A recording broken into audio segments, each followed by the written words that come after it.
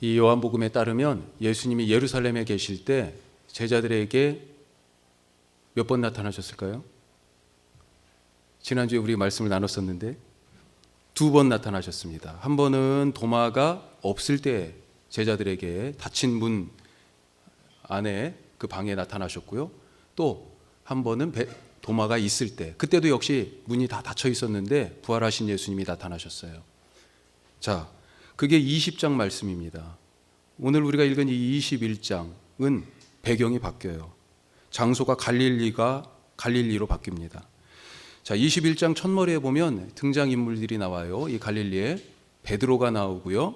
그리고 그 의심 많았던 도마도 나오고, 그리고 세베대의 두 아들들, 그러니까 야고보와 요한이 나오고요. 또 이름을 명시하지는 않지만 다른 제자 둘이 더 있었다. 또 나다나엘도 있었다. 뭐 이렇게 표현이 되어 있습니다. 자, 이때 베드로가요, 이 갈릴리 바닷가에서 이제 나는 물고기 잡으러 간다. 다른 제자들에게 얘기합니다. 그러니까 다른 제자들도 야, 같이 가. 함께 가겠다고 나섭니다.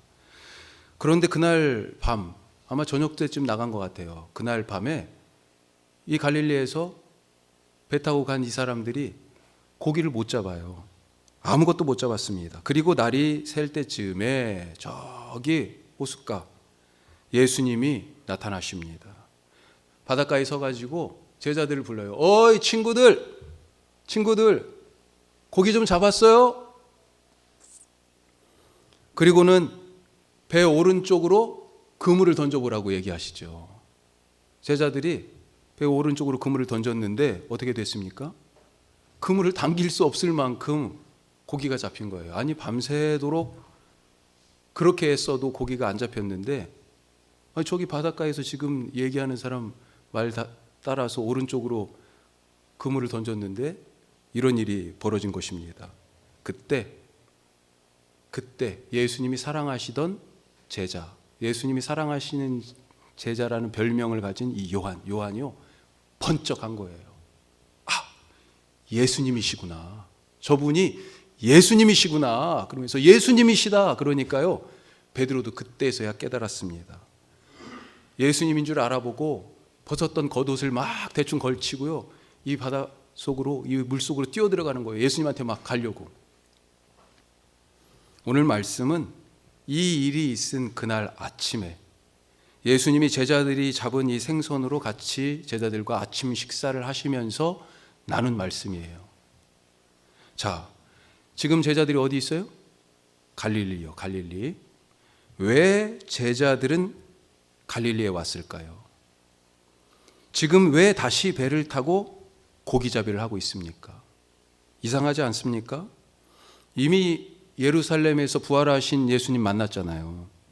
오늘 말씀은 이런 점에서 부활하신 예수님을 만난 사람이 어떻게 살아야 하는지를 가르쳐주는 말씀입니다. 나는 어디에 있는지, 무엇을 하고 있는지 오늘 말씀에 잘 비춰보실 수 있길 바랍니다. 자, 첫 번째로 자기 색깔을 찾자 하는 것입니다. 우리 한번 따라서 해보죠. 자기 색깔을 찾자. 내 인생의 색깔이 있어요. 자기 색깔. 자, 이 장면, 이 갈릴리에서 지금 오늘 이 말씀의 배경이 되는 이 장면 어디서 많이 본 것 같지 않습니까?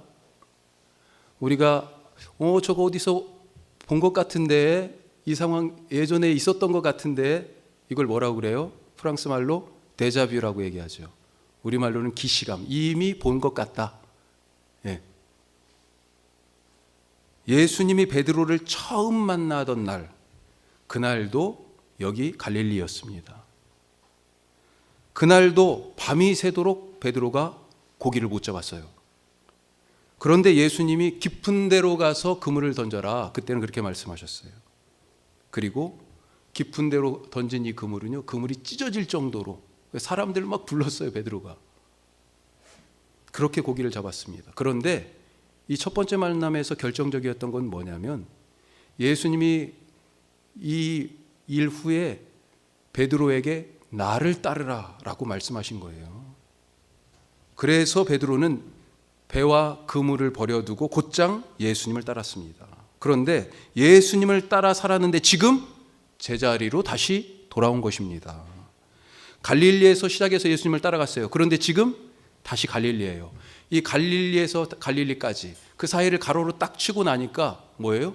다시 제자리로 가 있는 것입니다. 지난 3년간의 세월을 다시 묶으니 여기 갈릴리에 다시 서 있는 거예요. 사람 낚는 어부가 되게 하리라 하시면서 나를 따르라 하셨는데 오늘 베드로는 나 물고기 잡으러 간다 하면서 다시 물고기 잡는 어부로 돌아온 것입니다.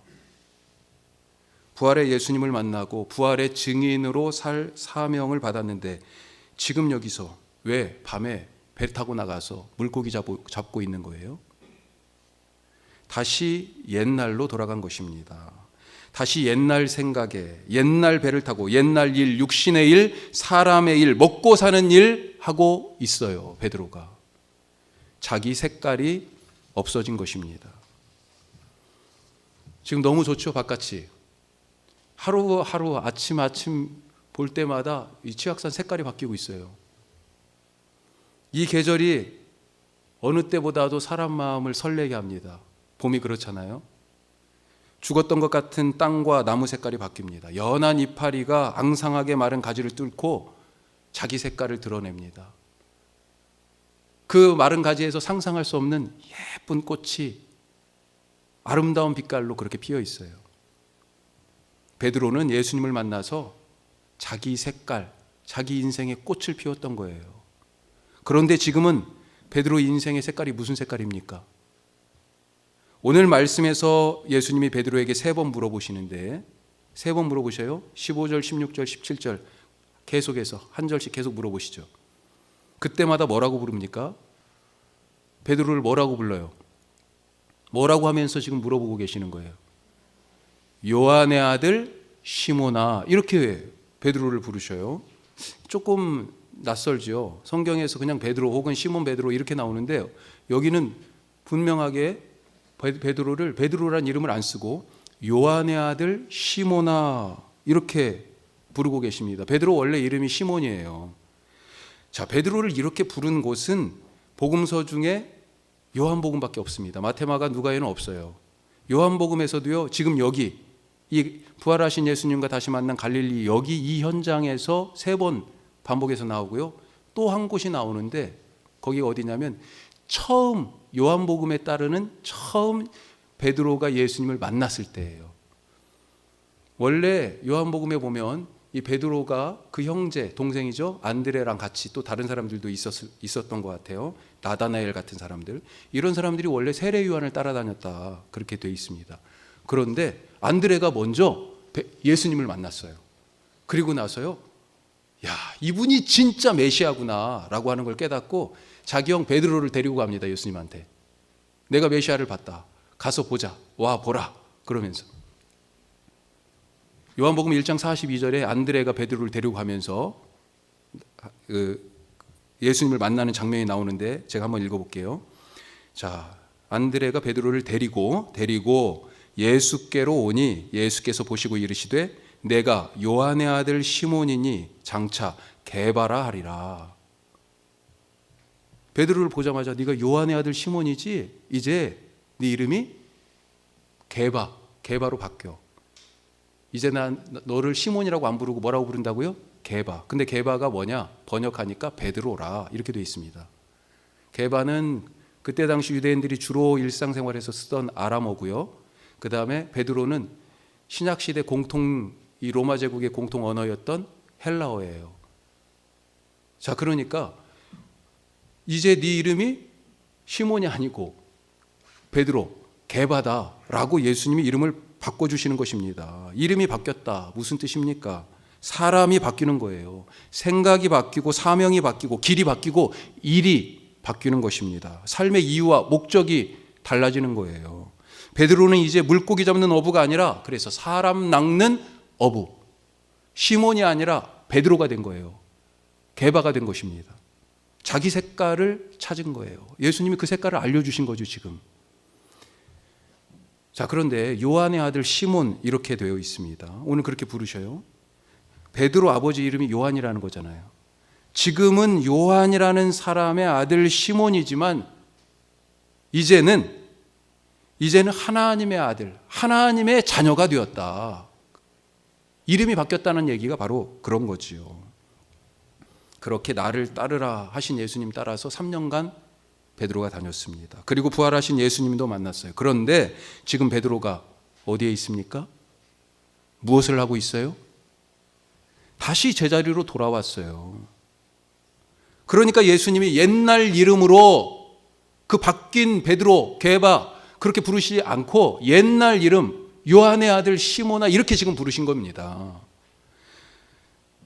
요한의 아들 시몬, 너 사람의 아들, 인간의 아들이구나, 육체의 아들이구나, 하나님의 아들로 살아야 하는데 다시 사람의 아들로 돌아갔구나, 하나님의 일을 해야 되는데 다시 먹고 사는 일, 사람의 일 하고 있구나.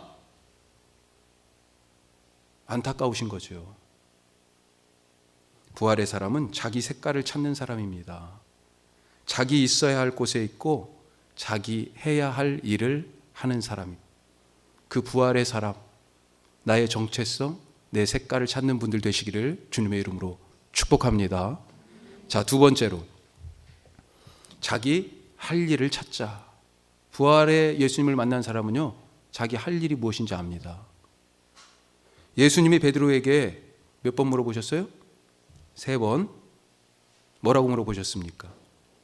내가 나를 사랑하느냐? 베드로가 뭐라고 대답해요? 내가 주님을 사랑하는 줄 주님이 아십니다. 주님이 내 마음 중심 아시잖아요. 여기에서 사랑이라는 단어가 예수님이 사랑하느냐 물어보시고, 사랑하는 줄 알잖아요 예수님, 이렇게 대답하죠.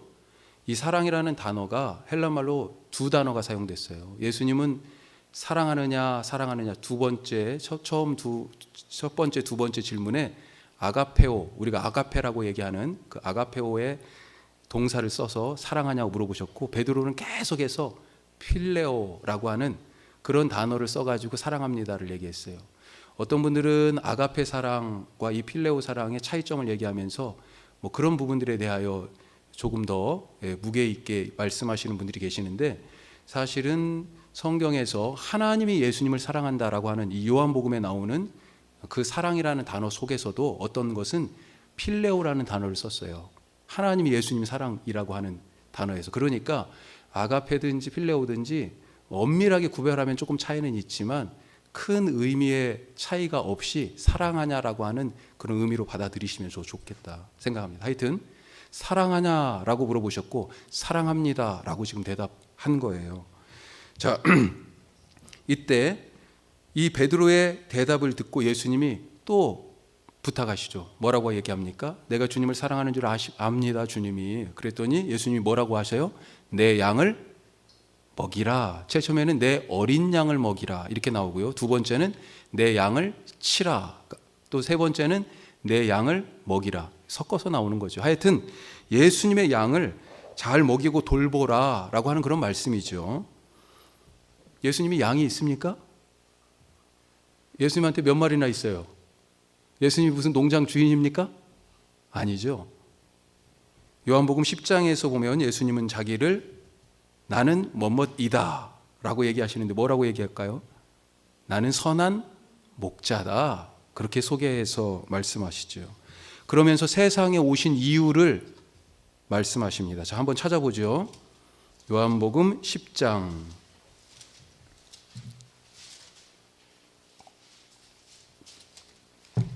10절 요한복음 10장 10절입니다. 자, 선한 목자라고 말씀하시는 이 맥락에서 10절에 보시면 이렇게 돼 있어요. 도둑이 오는 것은 도둑질하고 죽이고 멸망시키려는 것뿐이요. 같이 읽습니다. 내가 온 것은 양으로 생명을 얻게 하고 더 풍성히 얻게 하려는 것이라. 아멘. 이게 예수님이 오신 목적이라는 거예요. 왜 어떻게 생명이 풍성해져요? 뭘 먹어야 될 거 아니에요. 그렇죠? 양으로 생명을 얻고 그 생명이 더욱더 풍성해지도록 하기 위해서 내가 왔다. 어떻게 해요? 11절에 그 방법이 나와 있습니다. 11절 같이 읽습니다. 나는 선한 목자라. 선한 목자는 양들을 위하여 목숨을 버리거니와. 계속 그대로 놓으세요. 바로 이 방법입니다. 십자가에서 자기 목숨을 버리심으로 우리가 생명을 얻고 부활하심으로 말미암아 그 생명이 주신 생명이 더욱더 풍성해진 거예요. 이제 그 방법으로 예수님의 양을 먹이라 베드로에게 당부하고 계신 것입니다. 이것이 이제 베드로가 할 일이고 지금 우리가 이 시대에 할 일이다라고 하는 것입니다. 어떻게 해요? 십자가에서 자기를 희생하신 예수님의 방법으로. 자, 그런데 여기서 우리가 한 가지 더 생각할 게 있어요. 내 양을 먹이라 그랬잖아요. 이 양이 누구냐는 겁니다. 양이 누군지를 알아야 될 거 아니에요. 당연히 이 양은요, 예수를 그리스도로 믿는 사람들입니다. 그 믿음이 있는 사람들이 예수님의 양이죠. 그런데 예수님이요, 이런 말씀도 하셨어요. 지금 10장 펴놓고 계시죠? 아래로 조금 더 16절에 한번 보세요. 이 우리 안에 있는, 그러니까 나를 믿는, 내 음성을 듣는 이 양들 말고 또 다른 양이 있다고 얘기하십니다. 16절 같이 읽어요. 또 우리에게, 16절, 또 이 우리에 들지 아니한 다른 양들이 내게 있어 내가 인도하여야 할 터이니 그들도 내 음성을 듣고 한 무리가 되어 한 목자에게 있으리라. 계속해서 내가 내 목숨을 버리는 것은 그것을 내가 다시 얻기 위함이냐. 아멘. 어떤 양이 있다고 그렇습니까? 이 울타리, 이 우리 안에 있는 양 말고 나를 믿고 내 음성을 듣고 나를 따르는 소위 말하는 신자들 말고 다른 양들, 이 우리 바깥에, 울타리 바깥에 예수님의 양이 또 있다. 내가 그들을 위하여서도 똑같이 죽었다. 그렇게 말씀하고 있지 않습니까? 교회 안에 있는 사람들만 예수님의 양이 아니에요. 아직 우리 교회, 이 울타리 바깥에, 우리 교회 안에 없고 이 울타리 바깥에 있지만 예수님의 양이 있다. 분명히 말씀하십니다. 그들을 위해서 예수님이 죽으셨어요. 예수님이 뭐라고 그러셨어요? 사실 울타리 안에 있는 사람, 나는 의인을 위하여 온 것이 아니고 죄인, 울타리 바깥에 있는 사람을 위하여 왔다. 심지어는 그렇게 말씀하신 거잖아요. 우리 교회는 교인 등록카드를 쓴 분들만의 교회가 아닙니다. 저는 여러분들의 목사이지만 여러분들만의 목사 아닙니다.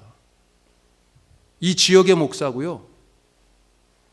이 동네가 바로 우리가 섬길 하나님의, 예수님이 우리에게 당부하신 그 어린 양들이 이 동네에 가득한 거죠.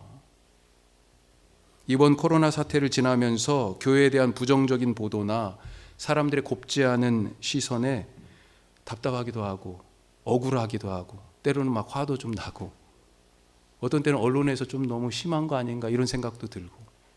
그런데 동시에 교회가 정말 각성해야 할 부분이 무엇인지 하나님이 우리에게 정확하게 보여주신 것은 아닌가 생각합니다. 교회가 개토화되어 버렸어요. 개토가 뭐냐?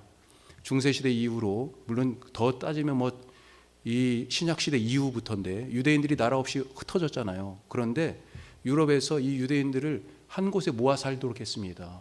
그래서 소위 말하는 격리가 된 거죠. 거기를 개토라고 부릅니다. 개토화되었다라고 얘기할 때 사실은 그것과 이제 조금 더 다른 의미에서 사람들이 스스로를 자기 무리 혹은 자기 지역 이렇게 한정되어서 스스로를 격리하고 관계와 교류를 단절하거나 차단하거나 자기 문화의 독특성을 그것 때문에 유지되기는 하지만 다른 공동체들과 교류가 없어지는 거죠. 지금 교회가 어떻게 보면 그런 모습 아닌가. 세상 속에서 빛을 발해야 되는데 세상과 분리되어 있어요.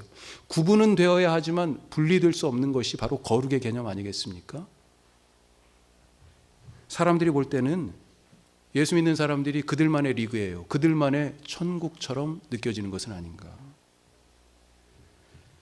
자, 여기서 우리가 한 가지 더 생각할 거. 그러면 주님의 양을 먹여라, 돌봐라 이렇게 말씀하셨는데 무엇으로 먹이고 돌봐야 할 것인가?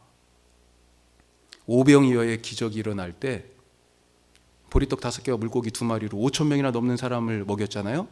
그때 제자들이 딱 보니까 예수님 말씀은 막 길어지고 사람들은 엄청나게 많고 그리고 지금 시간은 해가 이제 지고 있어요. 걱정스러운 거죠. 이 사람들 이제 배고플 텐데. 예. 그래서 예수님한테 예수님, 이 사람들 동네로 가게 해가지고 먹을 것을 좀 사 먹게 했으면 좋겠어요. 얘기하니까요. 예수님이 대뜸 뭐라고 말씀하시냐면, 이게 마태, 마가, 누가복음 공이 나오는 말씀이에요. 뭐라고 말씀하신 줄 아십니까? 너희가 먹을 것을 주라. 이렇게 말씀하셨어요, 예수님이. 제자들이 갑자기 이게 무슨 말씀이에요? 제자단이 그래도 가룟 유다가 돈꾀를 맡고 있었잖아요. 재정 담당이었습니다. 계산이 안 서는 거죠. 예? 머리가 갑자기 막 깨지려고 그래요. 예수님이 너희가 먹을 걸 주라 그러니까. 그래서 계산기를 꺼내서 막 두드려 봅니다. 여기 있는 사람들 한 사람에 얼마 정도, 몇 명 계산을 해보니까 대충 얼마쯤 들어요? 200데나리온쯤 들겠다. 계산이 딱 나와요. 예수님, 이 사람들 다 먹이려면 200데나리온이나 필요한데요. 200데나리온. 한 데나리온이 사람의 한 하루 품삯이니까 우리가 뭐 좀 싸게 잡아서 그냥 간단하게 10만 원이라고 얘기하면 200데나리온 2천만 원이에요. 이 사람들 다 주려면 지금 2천만 원 있어야 됩니다, 예수님. 그때 예수님이 뭐라고 하셨습니까? 내가 생명의 떡이다. 너희가 먹을 것을 줘라 그랬는데 먹을 것 바로 내가 있다. 내게 있다. 너희에게 그 먹을 것이 있지 않느냐. 예수님은 자기를 먹을 것으로 이 양들에게 내놓으신 것입니다.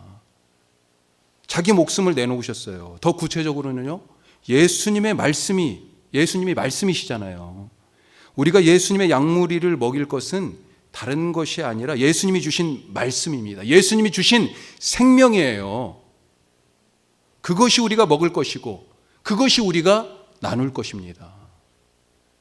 여기서 우리끼리만 먹을 것이 아니라 아직 이 말씀, 이 생명의 맛을 모르는 울타리 바깥에 있는 예수님이 내 양이라고 말씀하시는 그 잃어버린 양들에게 나누라고 하시는 것입니다. 부활의 삶은 나를 향하지 않고 바깥을, 다른 사람을 향한다는 것 잊지 마시길 바랍니다. 자, 마지막 세 번째로, 모든 것을 사랑으로 하는 사람이 부활의 사람입니다. 모든 것을 사랑으로 하라. 오늘 이 대화를 보면요, 3번이나 대화가 계속되지만 포맷이, 형식이 똑같아요. 단순합니다. 사랑하냐 묻고 베드로가 사랑하는 줄 예수님 아시잖아요. 내 양을 먹여라. 너한테 맡긴다. 이렇게 되어 있습니다. 계속 3번 반복하죠. 자기 색깔, 자기 정체성을 잃어버리고 자기 일, 내 양을 먹이라는 이 자기 일을 잃어버린 이 베드로에게 예수님이 찾으시는 것이 있어요. 어떻게 해야 정체성과 자기 일을 찾을 수 있습니까? 사랑이에요, 사랑. 사랑이 없어서 지금 자기 색깔을 못 내고, 사랑이 없어서 무슨 일을 해야 하는지 지금 잊어먹었다는 것입니다. 그래서 네가 나를 사랑하느냐라고 묻는 데서 이 이야기가 시작되는 겁니다. 어떻게 보면 예수님이 3번 사랑을 확인하신 것을 얼마 전에 베드로가 예수님이 십자가에 잡혀 죽으시기 전에 3번 부인한 그것과 연관지어서 3번 부인했기 때문에 3번 사랑을 확인하시는 그런 과정이었다, 이렇게 해석하는 경우도 있어요. 그런데 오늘 예수님의 질문이 사실은 엄청 단순한 거잖아요. 이 질문에는 책망이 없습니다. 그리고 사랑하냐라고 묻는 이 단어가요, 그 동사의 시제가 현재형이에요. 과거로 발목 잡지 않고, 책망하면서 과거로 발목 잡지 않고 미래에 대해서도 뭔가를 요구하지 않으십니다. 지금이 중요하다는 거예요. 지금 사랑하는 것, 지금 나 자신을 사랑하고, 지금 내 눈 앞에 있는 사람을 사랑하고, 지금 내 손에 주어진 그 일을 사랑하는 그 사람, 그것이 부활을 믿는 사람의 가장 근본적인 밑바탕, 사랑이 바로 그것이다 말씀하시는 겁니다. 예수님은 베드로에게 몇 명 구원해라, 앞으로 너 어떻게 큰 교회를 세우고 지어라, 어떻게 이름 있는 설교자가 되어라, 능력 있는 그런 전도자가 되어서 기도하는 대로 다 낫게 해라, 이런 걸 요구하신 게 아니에요. 다른 게 아니고요, 베드로에게 이제 앞으로 사랑하며 살아라 라고 말씀하신 것입니다. 우리 교회가 어떤 교회입니까? 사랑하는 교회가 될 수 있길 바랍니다. 나는 어떤 성도가 되기를 원하십니까? 주님이 말씀하세요. 베드로에게 지금 사랑하는 사람들하고 사랑하는 사람 되시길 바랍니다. 그것이 바로 부활하신 예수님의 당부예요. 지금 베드로가 다시 옛날로 돌아갔는데 그에게 필요한 것이 사랑이라는 것입니다. 사랑이 회복되니 어떻게 됩니까? 베드로가 자기 색깔, 자기 정체성을 알게 되고 자기 할 일, 내 양을 먹이라 라고 하는 그 일을 하면서 살게 됩니다. 오늘 부활의 예수님이 우리에게 주신 그 색깔로 이 세상을 더욱 아름답게 하시길 바랍니다. 또 우리에게 주신 말씀을 먹고 나누며 생명의 새로운 기쁨으로 사랑하며 살아가시는 부활의 참된 믿음의 사람들 되시기를 주님의 이름으로 축복합니다. 기도하겠습니다.